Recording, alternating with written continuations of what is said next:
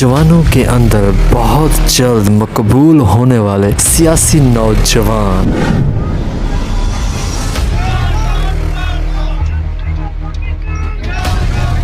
और जिसका बोलने का अंदाज बाकमाल। एक ही मसला तो है और वो ये कि बात कही नहीं गई, बात सुनी नहीं गई। मेरे जो बहुत तेजी से अवाम को पीटीआई के प्लेटफॉर्म पर इकट्ठे करने में मशहूर हो गए। मैं देश वास्ते साउथ पंजाब वास्ते 273 के अपने मुकदमे का आगाज शुरू कर लगा। जनाब मोहसिन खान बलोच, हमने पूछे उनसे बहुत सारे सवाल। कमज़ोर तबका है आपके माशरे का जो अपनी आवाज़ रेज़ नहीं कर सकता, आप उसकी आवाज़ बने, आप उसके हाथ पाँव आँख बाजू ज़ुबान बने। मैं तो ज़ात पात बिरादरी मसलक ज़ुबान रंग पे यकीन ही नहीं रखता। ये वो बुनियादी यूनिट्स और ताफ़ुन ज़दा कॉफिन्स हैं जिनको मेरे रिवायती पॉलिटिशियन ने इस्तेमाल किया है। मेरे लिए ये अपॉर्चुनिटी भी है क्योंकि अगर 35,000 के करीब रजिस्टर्ड वोटर है मेरे कबीले का, ये अपॉर्चुनिटी भी है, लेकिन एट द सेम टाइम इसमें बहुत सारे चैलेंजेस भी हैं। तो मेरे नज़दीक जो मंझा हुआ सियासतदान है वो है उसकी उम्र 15 साल है, 50 साल है, 40 साल है या 60 साल है। अगर वो करप्शन से पाक है और वो सोसाइटी की वेलफेयर पे काम करता है, और मेरा जब लीडर कहते हैं ना मदीना की रियासत, तो एग्जैक्टली उसी मॉडल को हम लेके आ रहे हैं। मेरा हमारी जो नुमाइंदगी ये 4 लोटे करेंगे और वो एक जो। अस्सलाम वालेकुम दोस्तों, आज मैं एक इंटरव्यू करने वाला हूँ बड़ी अहम शख्सियत के बारे में। आपको थोड़ा मैंने बताना है। वो हमारे हल्का PP 273 एज अ न्यू उम्मीदवार आए हैं PTI के टिकट के तौर पर। यहाँ पर इलेक्शन लड़ेंगे मोहसिन भाई, जो कि नेक्स्ट जो इलेक्शन आने वाले हैं उस हवाले से उन्होंने इलेक्शन लड़ना है। इस चीज़ को मैंने मतलब है क्योंकि हमारे इलाके के हैं, मैंने कहा कि इनका एक इंटरव्यू हो जाए, अपने दोस्तों को जो मेरे व्यूअर्स हैं और जो मेरे फैंस हैं उन सबको दिखाया जाए कि हमारी जो नौजवान क़यादत है। क्योंकि हम अक्सर देखते रहते हैं कि जो भी इलेक्शन होते हैं हमेशा एक ओल्ड एज बंदा होता है जो कि इलेक्शन के अंदर आता है, नौजवान कोई भी आगे नहीं बढ़ता। ये क्योंकि बिल्कुल यंग हैं और नौजवान है, इस हवाले से मैंने कहा ये लोग इनका एक अच्छा सा इंटरव्यू हो जाए। और दूसरी बात जो कि इस वक्त पाकिस्तान तहरीक-ए-इंसाफ जो पाकिस्तान की इस टाइम सबसे बड़ी जमात है, उस हवाले से इन्होंने टिकट लेनी है और हमने इंटरव्यू करना है। देखते हैं कि क्या व्यूज़ हैं। अस्सलाम वालेकुम मोहसिन भाई। वालेकुम सलाम। मोहसिन भाई, सबसे पहले आपका बहुत शुक्रिया कि आपने हमें अपना कीमती वक्त दिया। उसके बाद मोहसिन भाई थोड़े से आपसे सवाल करने हैं, कुछ टफ भी हैं कुछ आसान भी हैं। ये आप पर डिपेंड है कि आप जवाब देना चाहें या ना देना चाहें। देखिए, मैं आपके हर मुश्किल सवाल का जवाब इंशाल्लाह दूंगा अपनी पूरी ईमानदारी के साथ। सबसे पहले तो बहुत शुक्रिया आपने मुझे इनवाइट किया। मैं समझता हूँ कि आज के जो सोशल मीडिया के प्लेटफॉर्म्स हैं इनकी जो प्रेजेंस है वो बड़ी क्रिटिकल रोल प्ले करती है, क्योंकि आप लोग थॉट लीडर्स हैं। आप लोगों की जो बात है वो घर घर में, आज गाँव में, मोहल्ले में, बस्तियों में, शहरों में हर जगह सुनी जाती है। तो इसीलिए मैं विलिंग हुआ हूँ कि मैं अपने बारे में भी कुछ बता सकूँ अपने दोस्तों को और इस हल्के को, और कुछ अपने ख़यालात जो फ्यूचर के हमारे प्लान्स हैं उनके बारे में आगाह कर सकूँ। अच्छा मोहसिन भाई, सबसे पहले आपसे थोड़ा सा आपका इंट्रोडक्शन मैं लेना चाहता हूँ कि आपकी क्वालिफ़िकेशन क्या है और इस टाइम आपकी कोई जॉब है या कोई आपका सोर्स ऑफ इनकम, जैसे कोई बंदे का बिज़नेस वगैरह होता है, ये इस हवाले से थोड़ा बता देंगे क्योंकि बंदे सुनना चाहते हैं कि आप मतलब हैं क्या चीज़, आप इंट्रोडक्शन लेना चाहते हैं कि आपके बारे में जानते नहीं है ना ज़्यादा। मैं भी नहीं जानता था पहले आपके बारे में। बिल्कुल ठीक है, बिल्कुल पूरा राइट बनता है मेरे वसीब का, मेरे इलाके का, कि मेरे बारे में जाने। मेरा पूरा नाम मोहसिन नज़ीर है और मैं सुरानी कबीले का एक अदना सा नौजवान हूँ, और मुझे मेरे हल्के के दोस्त मोहसिन बलोच के नाम से जानते हैं। जो मेरी एकेडमिक्स हैं वो 2002 में मैंने कंप्यूटर साइंसेस में मास्टर्स किया था ज़िक्रिया यूनिवर्सिटी मुल्तान से। उसके बाद तकरीबन अब हो गए 2002 को 2022 के दरमियान ये जो 20-22 साल का वक्त है, इसमें मैं मुख्तलिफ़ इदारों में काम करता रहा हूँ। कुछ इंटरनेशनल इदारे हैं, कुछ नेशनल इदारे हैं। पाकिस्तान के जो बड़े इदारे हैं जिनमें NCHD national commission for human development जो ह्यूमन रिसोर्स डेवलपमेंट पे काम करता था, एजुकेशन पे, हेल्थ पे, प्रोटेक्शन पे, उस पे मैंने एज डिस्ट्रिक्ट मैनेजर काम किया, बहुत अर्ली डेज़ की बात है। उसके बाद मैंने इंटरनेशनल इदारों में और यूएन में काम किया है पिछले 17-18 साल से। ख़ास तौर पे मैं तकरीबन दुनिया के 23 या 24 मुल्कों में काम करता रहा हूँ। मेरा जो बैकग्राउंड है वो रिसर्च, इवैल्यूएशन, मॉनिटरिंग और इवैल्यूएशन का है, जिसमें दुनिया में जो अक़वाम मुत्तहिदा के प्रोग्राम्स हैं, यानी बच्चों की प्रोटेक्शन के हवाले से, हेल्थ के हवाले से, एजुकेशन के हवाले से, वो हमारा इदारे प्रोग्राम इम्प्लीमेंट करते हैं। और मेरा जो रोल है वो बतौर सीनियर एडवाइज़र मैं उन प्रोग्राम्स को इवैल्यूएट करता हूँ, मॉनिटर करता हूँ, और हम देखते हैं कि हमारे प्रोग्राम्स की जो इफ़ेक्टिवनेस है वो कितनी रही है, और उसकी बेसिस पे हम इम्प्रूव करते हैं अपने प्रोग्राम्स को। तो अभी जो मेरा दफ्तर है वो पाकिस्तान में नहीं है, लेकिन जो रीजनल दफ्तर है वो सिंगापुर, और दूसरा जो हेड ऑफिस है वो टोरंटो में। अच्छा माशाल्लाह। अच्छा मोहसिन, एक लास्ट सवाल आपसे आपके इंट्रोडक्शन के हवाले से जी, कि आपकी मतलब इनकम मंथली कितना बन जाती है, या इस वजह से जो आपका काम है थोड़ा सा ये भी मालूम हो जाएगा। भाई वो कहते हैं ना, उम्र औरत से और इनकम मर्द से हाँ, ये तो पूछा नहीं करते। लेकिन मैं आपको इतना बताता हूँ कि अल्लाह ने मुझे बहुत ब्लेस किया। माशाल्लाह। बहुत अर्ली डेज़ में, मेरी अर्ली एज में अल्लाह ने इतना ब्लेस किया है कि मैं चाहता हूँ कि वो जो ब्लेसिंग्स हैं, क्योंकि इस धरती का मुझ पे कर्ज़ है, और मैं चाहता हूँ कि इसको थोड़ा सा लौटा जाऊँ, और अगर मेरे जैसे या मुझसे बेहतर कोई नौजवान प्रोड्यूस कर जाऊँ ना, तो मेरी कामयाबी है। माशाल्लाह, बहुत अच्छी। अच्छा मोहसिन भाई, अब हम सियासत के हवाले से आपसे जी। क्वेश्चन पूछने वाले हैं, ज़रूर। क्योंकि आप इस टाइम सियासत में कदम रख चुके हैं। जी। ठीक है, इस हवाले से कुछ मुश्किल सवाल भी हैं, कुछ आसान भी हैं। जी जी, प्लीज़। अल्लाह खैर करे इंशाल्लाह। मुझे उम्मीद है कि आप इनके जवाब ज़रूर देंगे। सबसे पहले मेरा ये सवाल है कि सियासतदानों के बारे में आवाम की जो राय है बिल्कुल अच्छी नहीं है। सही। हालांकि आप एक अच्छी पोस्ट पर हैं, अच्छे ओहदे पर हैं, उसके बावजूद आप इस चीज़ में क्यों इन्वॉल्व हो रहे हैं? देखें भाई, ये बड़ा मल्टी डायमेंशनल सवाल है। सही है। इसका जो जवाब है वो येस नो में दिया नहीं जा सकता, लेकिन अगर आप मुझे इजाज़त दें 30-40 सेकंड्स की, तो थोड़ा सा मैं आपको एक्सप्लेन करता हूँ। या समाजियात जो मेरे नज़दीक एक बहुत ही नोबल प्रोफेशन है, और इसका मतलब ये है कि आप से जो नीचे या मार्जिनलाइज्ड लोग हैं, या जो कमज़ोर तबका है आपके माशरे का, जो अपनी आवाज़ रेज़ नहीं कर सकता, आप उसकी आवाज़ बने, आप उसके हाथ, पाँव, आँख, बाजू, ज़ुबान बने, और आप उस तबके को इस तरह से एलिवेट करें कि वो फिर मुआशरे में अपना कंस्ट्रक्टिव रोल प्ले कर सके। तो मैं समझता हूँ कि सियासतदानों ने पिछले 75 साल में हमारी हिस्ट्री भरी हुई है कि बड़ा ही नेगेटिव रोल प्ले किया है। अपने मफादात की खातिर, अपने ख़ानदान की इनकम और ग्रोथ को बढ़ाने के लिए उन्होंने पॉलिटिक्स की है, और बड़ी डल्टरी पॉलिटिक्स की है। उन्होंने इस नोबल प्रोफेशन पे इतने दाग लगा दिए कि इसको धोने के लिए भी 75 साल नहीं तो कम से कम 10-15 साल तो आराम से लगेगी, अगर हम थोड़े से मुतारिक हुए तो। एक तो मेरा ये ख्याल था कि कोई बेहतर लोग आएंगे। जब मैं छोटा था, ऑब्ज़र्व करता था हमारी पॉलिटिक्स में, अचानक 1 महीना पहले, 2 महीने पहले जनरल इलेक्शन से, बाई इलेक्शन से पहले सियासतदान आते थे और हमारे बुज़ुर्गों को लेके चले जाते थे। पता चलता था कि फ़ैसला आ गया है, अब ये जो गांव है फ़लाँ XYZ साहब को वोट देंगे। और ज़्यादातर आपको पता है सदरन पंजाब में घराने हैं, तो उन घरानों को वोट दिया जाता था, जिसमें उन्होंने खौफ की फ़िज़ा पैदा की हुई थी। तो मेरा मकसद ये था, बहुत सारे दोस्तों के साथ कंसल्टेशन हमारी हुई, हमने कहा कि यार अगर इसी तरह हालात रहे तो जनूबी पंजाब का तो हशर हो जाना है। पहले हमारा जो चेहरा मसक शुदा है वो और जल जाना है, भस्म हो जाना है। तो कोई तो हो जो अंग्रेज़ी में कहते हैं कि who will bell the cat, बिल्ली के गले में कोई तो हो जो घंटी बांधे। उसके लिए बहुत सारे दोस्त थे। पिछले 8-10 महीने से हमारी कंसल्टेशंस हो रही थी, तो उन्होंने मुझे इनकरेज किया, और मैंने कहा कि यार चलो अब इस मैदान में, अमली मैदान में उतरते हैं, और इस हल्के को नहीं पूरे जनूबी पंजाब को बताते हैं कि जो नोबल काज है, सियासत जो नोबल काज है, होता क्या है। क्योंकि मैं ये समझता हूँ कि आप अगर हमारे जैसे पढ़े लिखे लोग बहुत सारे और हैं जो आना चाहते हैं, उनकी हौसला अफजाई नहीं है और खौफ की फ़िज़ा है, तो अगर वो आएंगे ना तो उन नौजवानों को भी हौसला मिलेगा।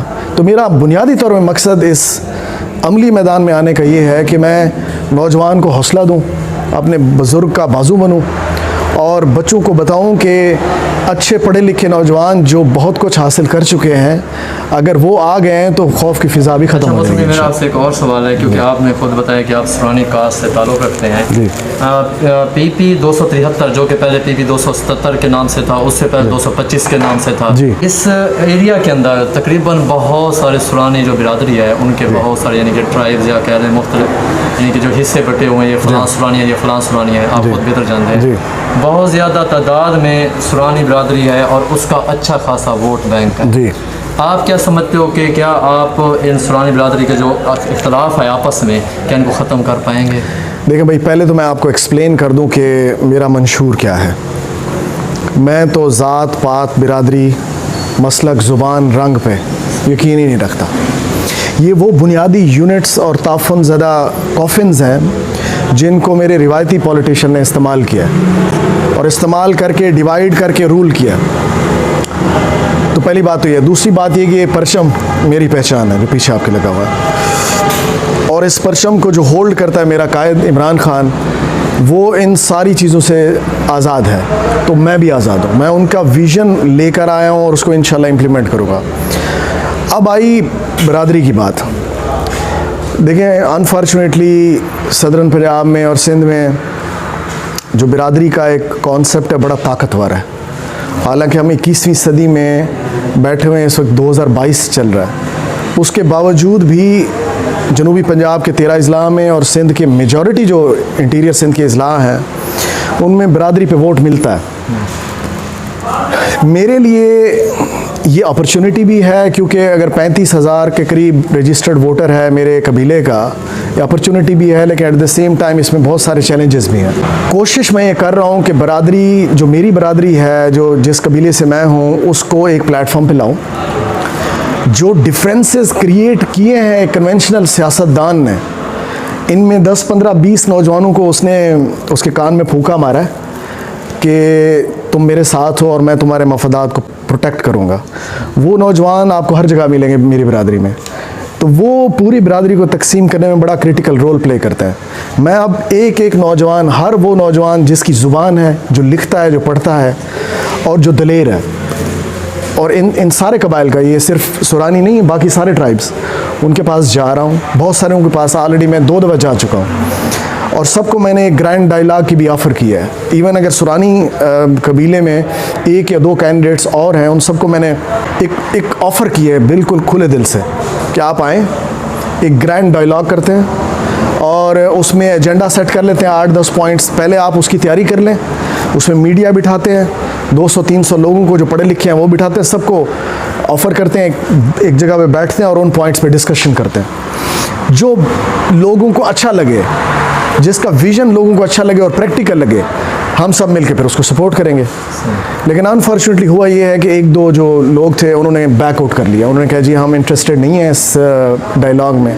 लेकिन फिर भी मैं अपनी अटेम्प्ट्स कर रहा हूँ। मेरी कोशिश है और मुझे यकीन है अल्लाह की ज़ात पे और पार्टी के परचम पे उसके बाद कि वो लोग ज़रूर, मतलब बहुत सारे ऐसे लोग हैं जो बिल्कुल फ्रंट पे आ गए हैं, बहुत सारे ऐसे हैं जो बैक एंड पे बैठ के सपोर्ट कर रहे हैं पार्टी को भी और मुझे भी।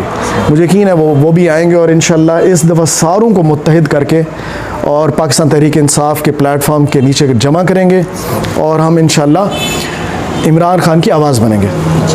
अच्छा मोहसिन भाई, एक और सवाल आपसे ये है कि भाई क्योंकि आप पाकिस्तान तहरीक इंसाफ के प्लेटफॉर्म पर लड़ना चाहते हैं, अगर फ़र्ज़ करें आपको टिकट नहीं मिलती, क्या आप आज़ाद उम्मीदवार के तौर पर लड़ेंगे या फिर जिसको टिकट मिलेगी उस टिकट होल्डर का साथ देंगे या नहीं? देखिए, ये सवाल बड़ा रिपीटेडली मुझसे किया जाता है और ये बड़ा अहम सवाल भी है और इसका मैं चाहता हूँ कि मैं खोल के जवाब भी आपको दूँ। देखिए, टिकट के मराइल से पहले एक बड़ा अहम मरहला है जो कैंपेनिंग है।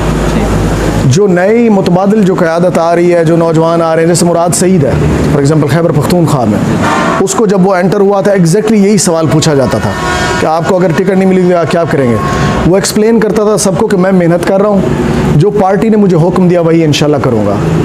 और ये मैं मेहनत कर रहा हूँ 6-8 महीने साल जब तक इलेक्शन नहीं होता, और उसके बाद जो पार्टी का हुक्म होगा उसके मुताबिक लाए अमल हम तैयार करेंगे। इससे पहले इस मरहले में पार्टी को हम बताना चाहते हैं कि जिन मफाद परस्त लोगों ने पार्टी की पुश्त पे छुरा घोंपा है ना, उनको आप देख लें, हम उनका चेहरा भी एक्सपोज कर रहे हैं इस पूरे प्रोसेस में, ताकि पार्टी को पता चले। और उसके बाद टिकट के मराहल आते हैं, जब वो आएंगे तो फिर बैठ के स्ट्रेटजी डिस्कस करेंगे हम। ऐसा बिल्कुल नहीं होगा कि मैं पार्टी के जो मंशूर है उसके अगेंस्ट जाऊँगा। अच्छा, आपको क्या यकीन दहानी है कि भी आपको ये टिकट कंफर्म मिल सकती है नहीं इस हवाले से? देखिए, जनरल इलेक्शन अभी लेट है। ठीक है। मेरी पार्टी की जो सीनियर लीडरशिप है, सेंट्रल लीडरशिप है, उसके साथ बातचीत चलती रहती है। मैं 10-12 साल से पार्टी के साथ मुतहर्रिक हूँ। उसके लिए बहुत सारी मैंने कुर्बानियाँ भी दी, बहुत सारी चीज़ें हैं। लेकिन इसका मतलब ये नहीं है कि जो कुर्बानी दे रहा है उसको टिकट भी मिलेगा। सही है। लेकिन अभी तक, अंग्रेज़ी में कहते हैं as we speak, I am confident enough के जो इस वक्त पाकिस्तान तहरीक इंसाफ की का मोमेंटम है वो नौजवान वर्कर की वजह से है, वो हमारी और आपकी वजह से है। मुझे यकीन है कि पार्टी का टिकट 200% इस दफ़ा मुझे और पाकिस्तान तहरीक इंसाफ के वर्कर्स को मिलेगा।